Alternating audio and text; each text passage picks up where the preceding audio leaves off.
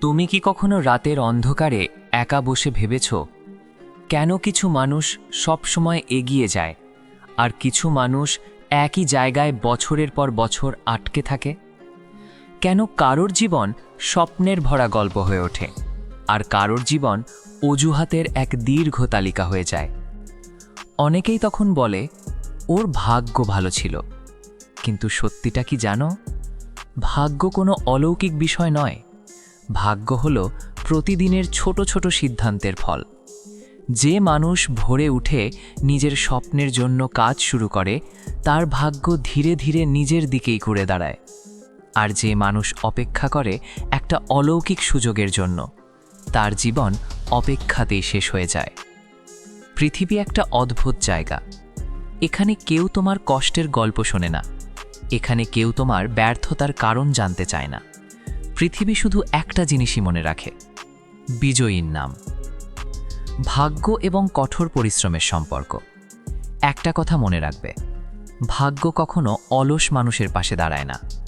ভাগ্য তাদের পাশে দাঁড়ায় যারা ক্লান্ত হয়েও থামে না, যারা হাজারবার ব্যর্থ হয়েও আরেকবার চেষ্টা করে। কঠিন সত্যিটা হলো, জীবনের সবচেয়ে বড় সুযোগগুলো আরামের ঘরে বসে আসে না।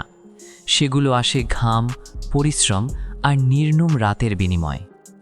ভাবো তো, লোহা যখন আগুনে পুড়ে হাতুড়ির আঘাত সহ্য করে, তখনই সে তলোয়ার হয়ে ওঠে। ঠিক তেমনি কঠিন পরিস্থিতিই শক্ত মানুষ তৈরি করে। যদি তোমার জীবন আজ কঠিন হয়, তাহলে ভয় পেও না, কারণ হয়তো জীবন তোমাকে ভাঙছে না, তোমাকে তৈরি করছে। আমাদের জীবনের সবচেয়ে বড় শত্রু কোনো মানুষ নয়, সবচেয়ে বড় শত্রু হলো নিজের ভেতরের ভয়। এই ভয় আমাদের বলে তুমি পারবে না, মানুষ হাসবে যদি ব্যর্থ হও। এই ভয়ই আমাদের স্বপ্নগুলোকে শুরু হওয়ার আগেই মেরে ফেলে। আর তার সাথে থাকে আরেকটা ভয়ঙ্কর জিনিস, অজুহাত। আমরা বলি সময় ছিল না, পরিস্থিতি ভালো ছিল না, সুযোগ পাইনি। কিন্তু সত্যি কথা হলো, পৃথিবীর ইতিহাসে কোনো মহান মানুষ সুবিধাজনক পরিস্থিতিতে সফল হয়নি। তারা সফল হয়েছে কারণ তারা অজুহাতকে না বলেছে। তারা বলেছে, যা আছে তাই দিয়ে শুরু করব।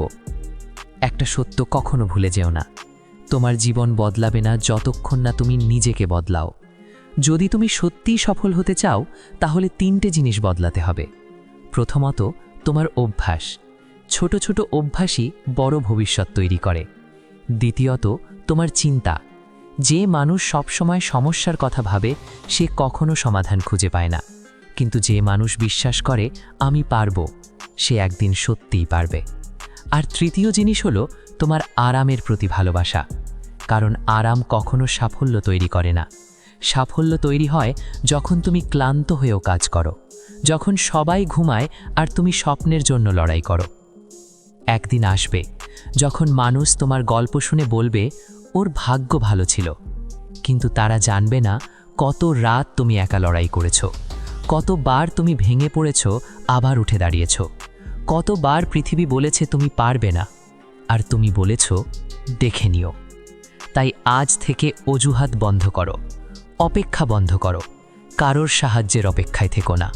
নিজের মেরুদণ্ড শক্ত করো, কারণ সত্যিটা হলো, যে মানুষ নিজের ভয়কে হারাতে পারে, সেই মানুষ নিজের ভাগ্যও লিখতে পারে। এসো, ডানা মেলে উড়ে বেড়াই, চলো কিছু করে দেখাই।